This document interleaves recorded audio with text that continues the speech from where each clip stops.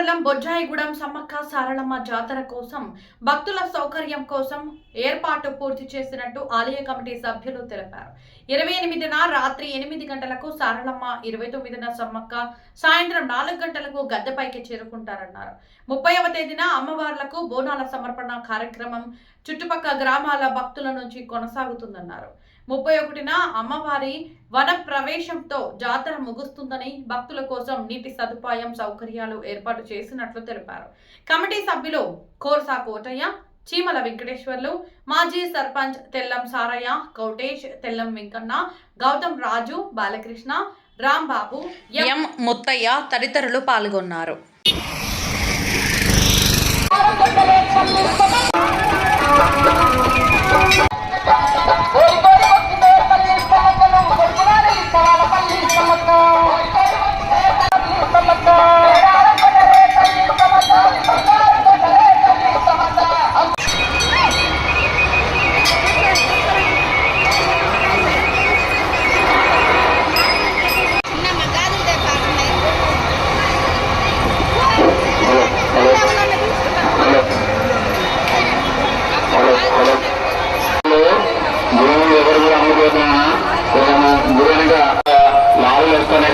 Traffic jam అవుతుంది కాబట్టి ice cream బండ్లు ప్రతి ఒక్కరు అక్కడ గుడి ముందు ఎవరు అనుకుంటారు కానీ లేదా గుడి ముందు అక్కడ చాలా కాయకోసం అక్కడ అందుకున్నాను.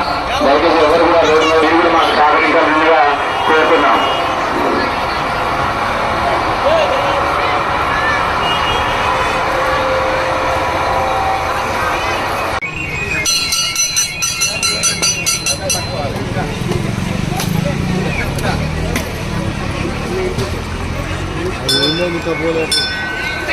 దయచేసి ఎందుకంటే మీరు ఇంత పాడబడుకొని మరి షాపులు లారీలు కానీ లేకపోతే ఆటోలు కానీ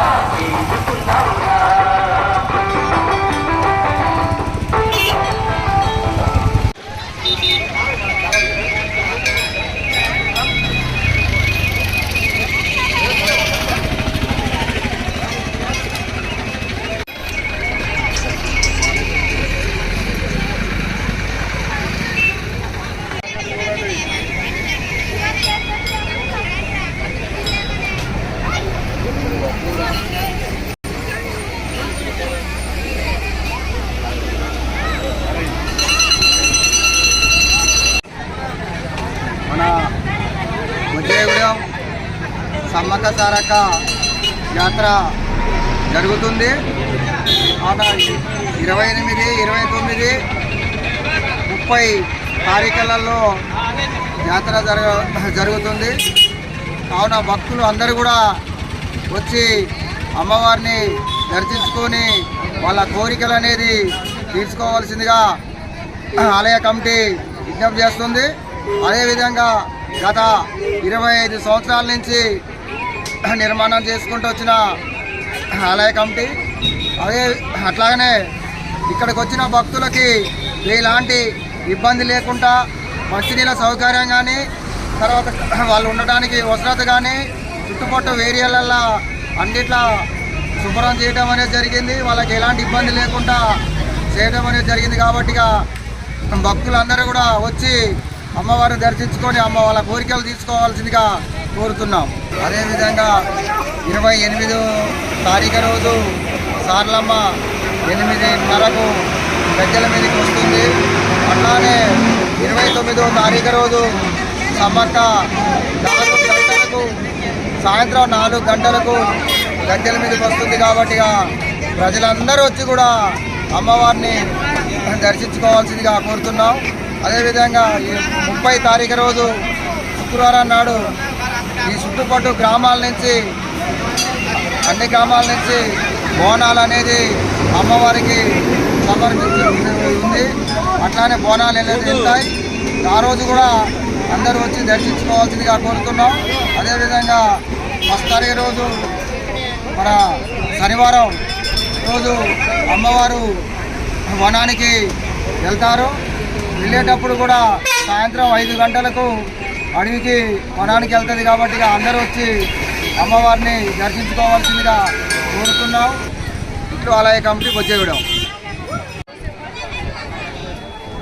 సమ్మక్క సారక్క జాతరకి ఇచ్చేసిన భక్తులకు